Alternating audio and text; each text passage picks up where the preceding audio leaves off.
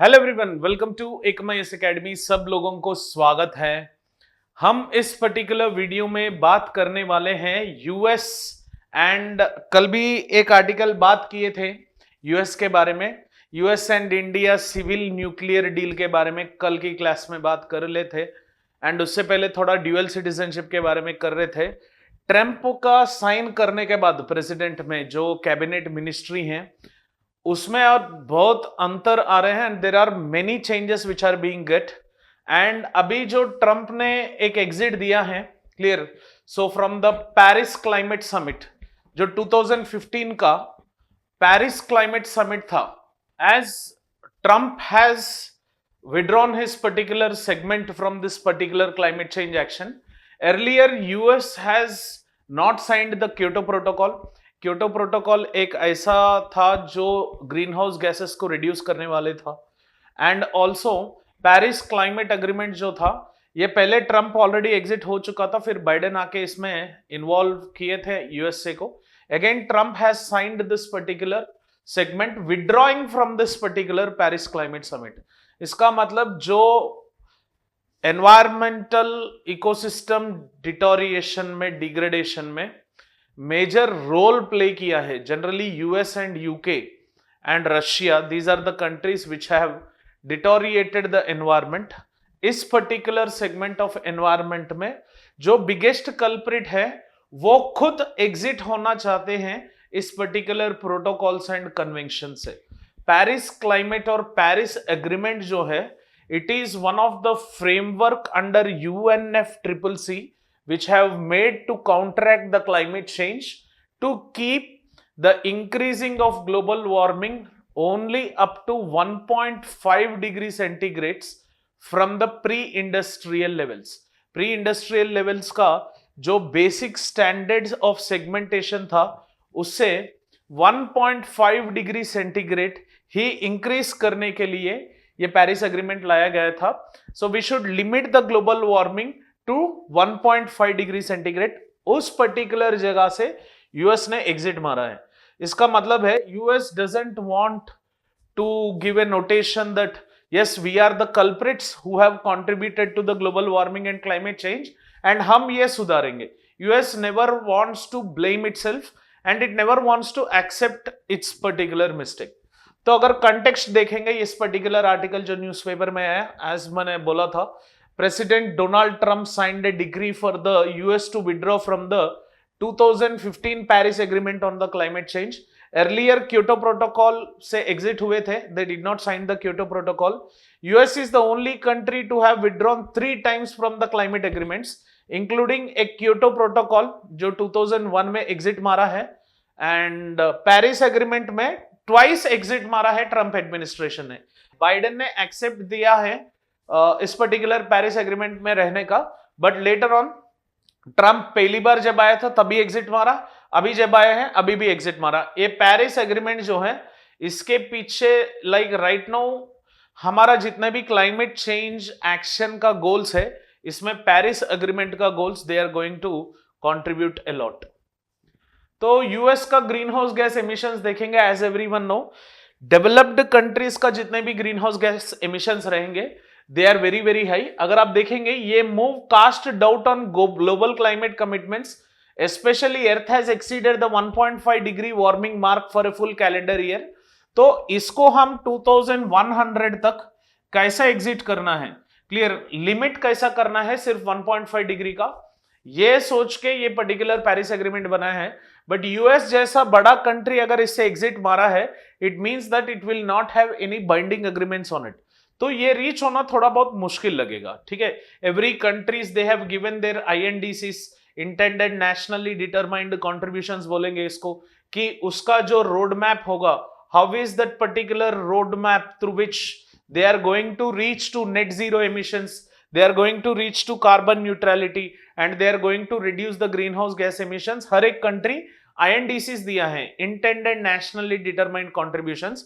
US ने ना INDC दिया है ना कुछ कमिटमेंट दिया है, यूएस सिर्फ फोकस कर रहा है एंड बोल रहा है कि हाँ हम कर रहे हैं बस, है ना। And US is the world second largest emitter of green house gases.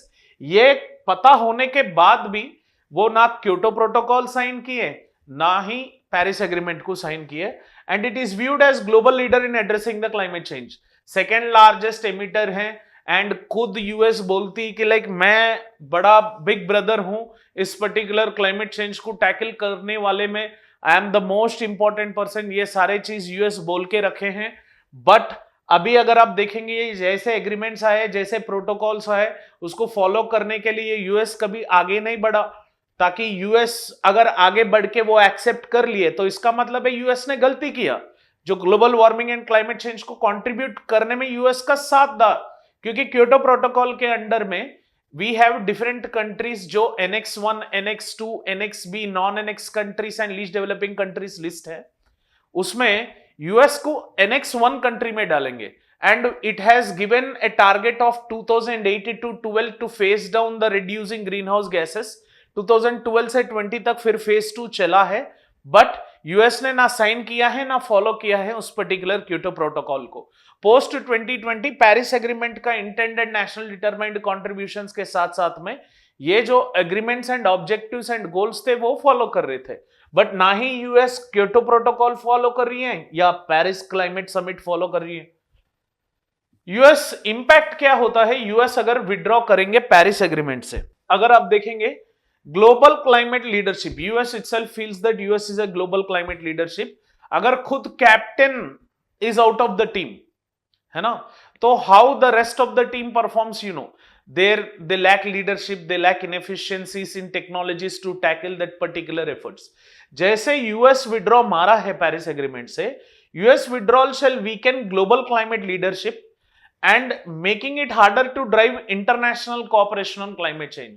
बहुत सारे ऐसे कंट्रीज हैं जो यूएस का साथदार देने चाहती है, बहुत सारे ऐसे कंट्रीज है यूएस को देख के टारगेट्स बना रही है, बट यूएस खुद if it is withdrawing, so many countries might not frame up a policy of environment to reduce this particular greenhouse gases।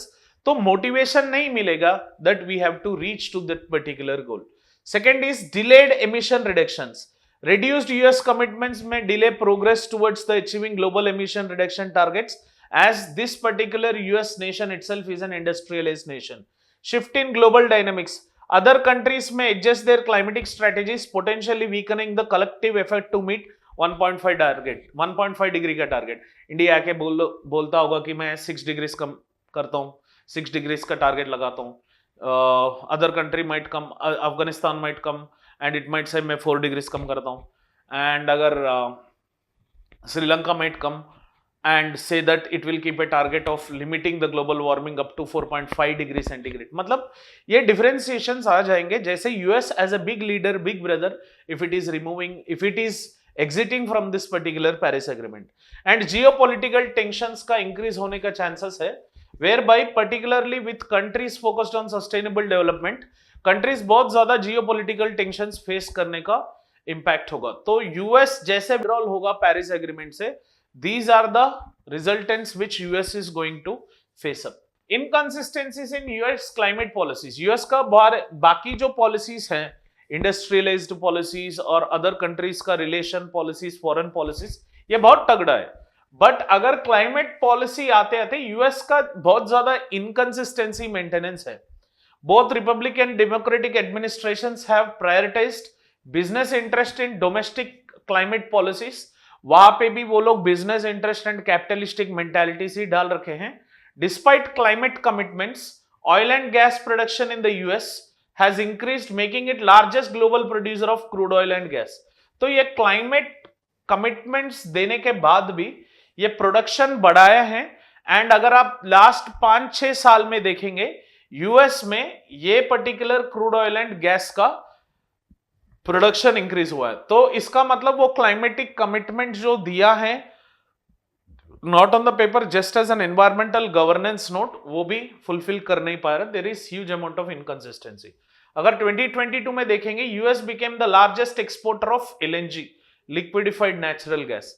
तो ये अगर आप देखेंगे, if you are seeing these scenarios of increasing the productions, तो this is not giving any climatic commitment to reduce the global warming. अगर US invest किया या production of solar energy किया होगा, प्रोडक्शन ऑफ विंड एनर्जी किया होगा, वो बात अलग है। बट ये जो crude oil, gas, LNG which generally contribute to the fossils, which generally contribute to the carbon emissions into the atmosphere, if it is saying this particular production increase, तो obviously कुछ climatic commitment नहीं है. These people only have the capitalistic mentality to make the profits as such. And shortfalls in the emission targets अगर आप देखेंगे, US has achieved only 1/3 of its 2030 greenhouse gas reduction targets as of 2022. बाकी 8 साल में 2/3 करना है. अभी तो 3 साल ऑलरेडी बच गया. We don't have the value of fact figure. President Biden commitment ने दिया है कि 61 to 66% reduction in emissions by 2035, which experts believe is insufficient to meet the 1.5 degree global warming target. जो पुराना प्रेसिडेंट था बाइडेन ने ये कमिटमेंट दिया है 2035 तक ये रीच होंगे, बट ये करने के बाद भी हम ये जो limiting the global warming to 1.5 degree centigrade जो था वो रीच कर नहीं पाएंगे. बट अभी ये भी नहीं है, इससे भी नहीं हो रहा था, अभी ये भी नहीं है, तो सोच लो कितना तक ये होगा. सो फ्यूचर प्रोस्पेक्ट्स अगर आप देखेंगे, renewable energy investments have grown significantly, limiting the extent of policy rollback. While formal withdrawal will take an year, US engagement in global climate forums like COP30 in Brazil में persist. तो आगे अभी तो COP29 हुआ है, आगे जाके COP30 होने वाले हैं अगले साल ब्राजील में. So it might persist in that particular regard that वहां तक US अगर कुछ आके, हमने पेरिस एग्रीमेंट छोड़ा बट फिर भी we are focusing upon investments of renewable energy, तो हो सकता है, क्योंकि ये एक रात में होने का चांस नहीं है. ट्रंप ने साइन किया एग्जिट में, but it will take 1 year 6 months minimum of process to get the things done. इतने में अगर यूएस पॉलिसी में अगर रिन्यूएबल एनर्जी इन्वेस्टमेंट्स और बढ़ा तो चांसेस आर देयर ये कॉम्पनसेट करने की चांसेस है.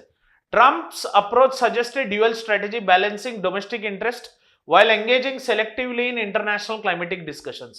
So as Trump has won with the local popularity, he wanted to balance the domestic interest in his particular administration. क्योंकि climatic commitments अगर दिए तो domestic interest हो सकता है, chances are there we might not satisfy it on a larger scale. So इसीलिए जब भी ट्रंप बोलता है he will first think about the domestic interest. तो ये था इस पर्टिकुलर आर्टिकल में. ये एक क्वेश्चन आया है प्रीवियस ईयर क्वेश्चन में, एक बार देख लो. सो यूपीएससी 2022 मेंस में आया था. Discuss global warming and mention it efforts on the global climate. Explain the control measures to bring down the level of green house gases which causes global warming in the light of Kyoto protocol 1997. ये question आया है Kyoto protocol and climate change action पे. एक practice question दिया हूं. Analyze the implications of United States withdrawal from the Paris Agreement on global climate change efforts and challenges it possesses for international cooperation. तो ये दोनों questions का answer लिखने का कोशिश करिए ताकि आपका नॉलेज और बढ़े. Thank you for watching this particular video. Have an awesome day. जय हिंद.